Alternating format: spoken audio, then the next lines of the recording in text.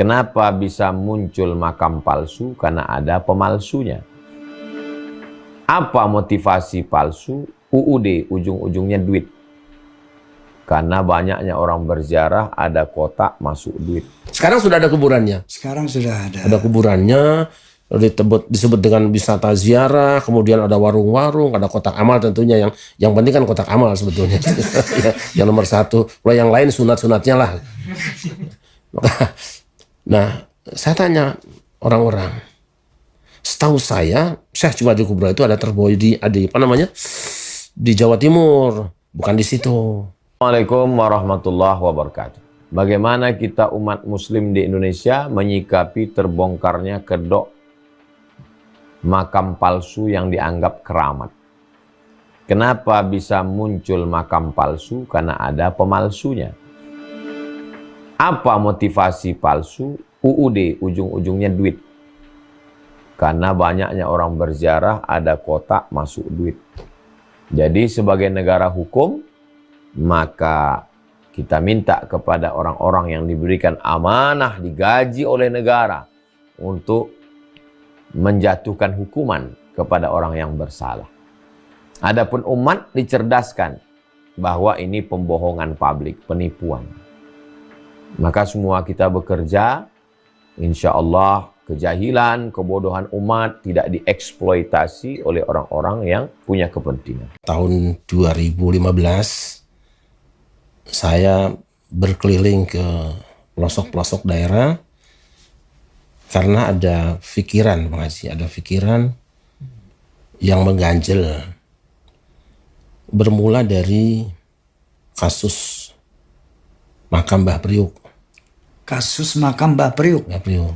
Oh ya, yang sempat ramai dulu itu ya. Ya, kebetulan saya diundang ceramah oleh Pak Wali Kota Bambang Sudiono untuk memberikan nasihat pada sambutan di peringatan Maulid Nabi di lapangan belakang kantor Wali Kota Jakarta Utara. Waktu itu bareng dengan Cici Paramida yang bernyanyi gambus. Ya. Sebelum kita mulai pengajian, saya diundang untuk masuk di ruangan kamar Pak Wali Kota bersama Lantamal dan Dandim kalau tidak salah. Pak Wali Kota menyampaikan bahwa ini sedang ada masalah di utara. Masalah apa Pak Wali? Masalah kuburan yang disebut dengan kuburan Mbah Priuk. Oke. Jadi yang benarnya bagaimana itu? Kata beliau, sebenarnya kuburan itu sudah dipindahkan ke Dobo, sudah tidak ada. Sudah dipindahkan ke Bogor. Ke Dobo. Ke Dobo. Dobo itu mana? Dekat juga dari situ, tidak jauh. Oke. Masih utara Jalan juga. Dobo. Iya.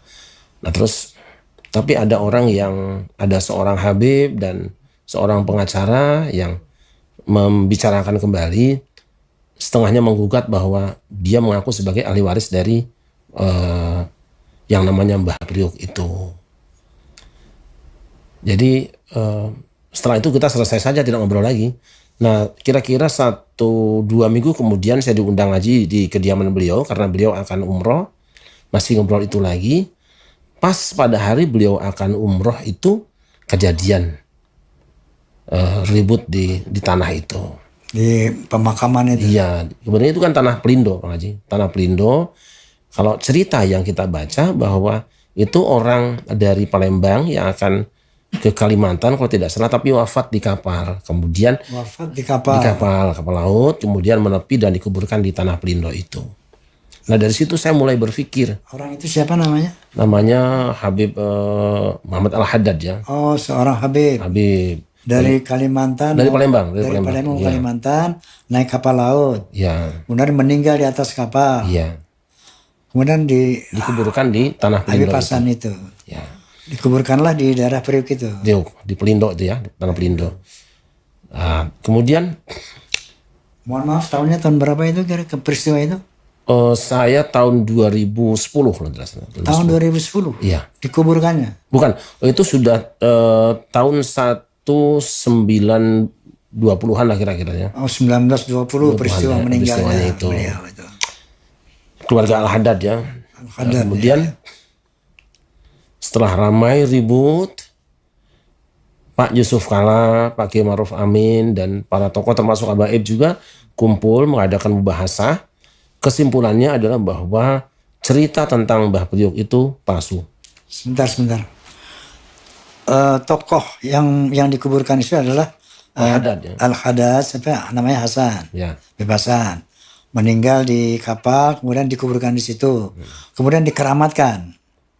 Dipindahkan dulu, Dari sudah pindah kuburannya ke Dobo, tapi setelah itu dikeramatkan, padahal itu tanah kosong kuburan aslinya ada di Dobo. di Dobo, Nah, yang dikeramatkan itu tanah kosong. tanah kosong.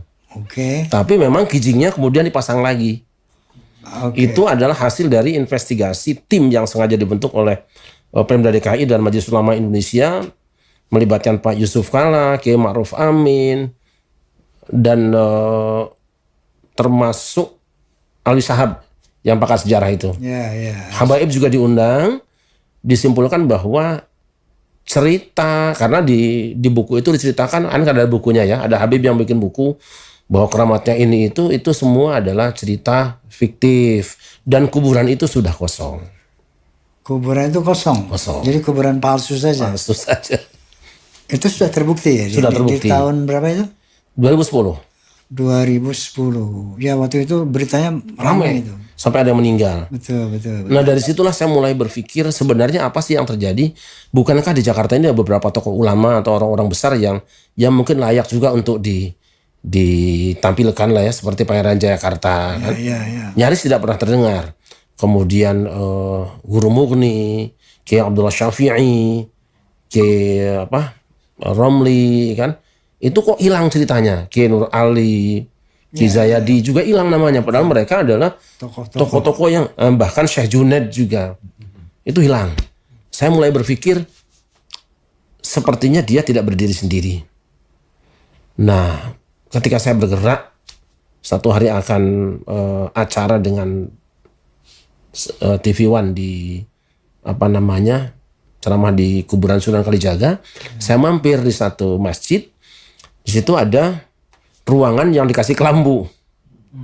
Saya kan tukang ziarah ya. Saya tanya sama penjaga kotak amalnya, Mas, ini yang dikasih kelambu itu apa? Kata beliau, itu Syekh Jumadil Kubro.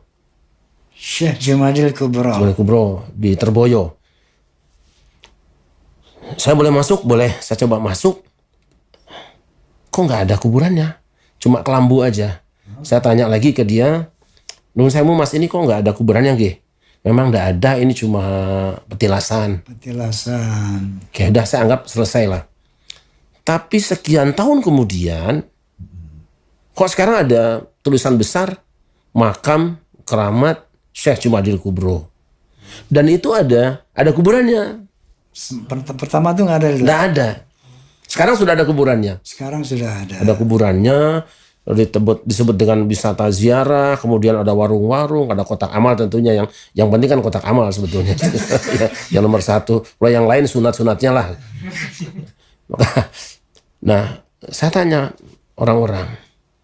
Setahu saya, Syekh Jumadil Kubro itu ada Terboyo di Jawa Timur, bukan di situ. Sebentar. Syekh Jumadil Kubro itu tokohnya fiktif apa eksis? Eksis. Siapa beliau itu? Syekh Jumadil Kubro itu kan termasuk yang menurunkan kemudian Wali Songo kan? Oke. Yang menurunkan Wali Songo. Syekh Jumadil Kubro ini terah dari Wali Songo. Leluhurnya Wali Songo. Leluhurnya Wali Songo. Adanya di daerah Trowulan. Nah itu Trowulan, Jawa Timur. Makam aslinya ada? Ada. Di Trowulan. Di Trowulan. Trowulan, Jawa Timur. Sampai sekarang masih ada. Nah, yang palsu itu di mana? Nah di Terboyo itu Semarang. Di Semarang. Saya tanya, ini siapa yang mengadakan ini nih? Katanya berdasarkan petunjuk dari satu daerah lah. Dari mana? Dari Pekalongan. Dari Pekalongan. Habib Lutfi. Ya. Oke. Itu. Wah, Itu keterangan siapa? Orang-orangnya di situ semua bisa ditanya. Orang. Sampai hari ini bisa ditanya semua. Sampai saya bilang, Mas, ini kan kuburan palsu. Mas, dulu kan nggak ada. Sekarang jadi ada. Ya, kita kan hanya melaksanakan saja. Udah itu saya anggap selesai. Saya tinggalkan dan saya sampaikan ke teman-teman. Kemudian saya coba juga pas pengajian di Kalimantan Tengah, karena saya dengar ada kuburan ulama besar namanya Kiai Gede. Kiai Gede itu adalah seorang ulama yang dikirim oleh kerajaan Demak untuk bersama-sama berjuang dan kemudian mengislamkan sekitar Kalimantan Tengah di Kota Waringin Barat. Nah, kedua kali saya datang ke sana, si penjaganya itu kalau tidak salah namanya Pak Tamrin atau siapa, kemarin ada Habib ke sini mengatakan bahwa ini aslinya adalah Habib katanya. Ada yang bilang Habib Asegaf, ada Habib Al-Gadri, macam-macam. Artinya apa? Bahwa seperti ada upaya untuk mencoba mengganti nama orang itu, nama orang. Itu sudah dihabibkan. Tapi untung masyarakat di sana masih tetap manggilnya Kiai Gede gitu. Kiai Gede. Kiai Gede. Yang maksud dihabaibkan itu apakah ada misalnya makamnya dirubah namanya apa tidak waktu di Sudah dibicarakan. sudah Jadi, dibicarakan? Sudah dibicarakan dengan juru kuncinya, tapi kan masih ada tulisannya Kiai Gede dan itu sudah cukup masyhur. Itu ada masjid yang umurnya sudah 500 tahun lebih dari kayu semua di situ. Jadi mungkin tidak bisa mengganti langsung karena tulisannya juga besar dan masyarakat sudah tahu, tapi bahwa itu aliasnya sudah ada, alias Al-Habib anu. Alias Habib. Iya. Padahal bukan Habib. Bukan. Beliau Kiai Gede dari Demak. Sebentar Kiai, ini kan bisa aja Habib kan betulnya misalnya kan. Nah jadi bagaimana bahwa itu dinisbatkan ke Habib itu dan ternyata bukan Habib itu seperti apa? Ada penjelasan nggak? Ada di sejarahnya kan tertulis di situ bahwa namanya Kiai Gede saja. Kiai Gede. Orang Jawa. Orang Jawa. Orang Jawa. Yang dikirim oleh kerajaan Demak karena di sana kan sedang terjadi sesuatu ya, ada konflik terus minta bantuan. Beliau adalah seorang ulama berangkat membawa 40 orang jamaah sehingga bisa sholat Jumat karena mazhab Syafi'i. Nah, Imam Syafi'i. kemudian di sana ada semacam perjanjian kalau bisa memenangkan konflik ini maka kami akan masuk Islam. Allah izinkan dapat kemenangan. Masuklah Islam. Tidak pernah orang mengenal namanya siapa-siapa kecuali Kiai Gede aja.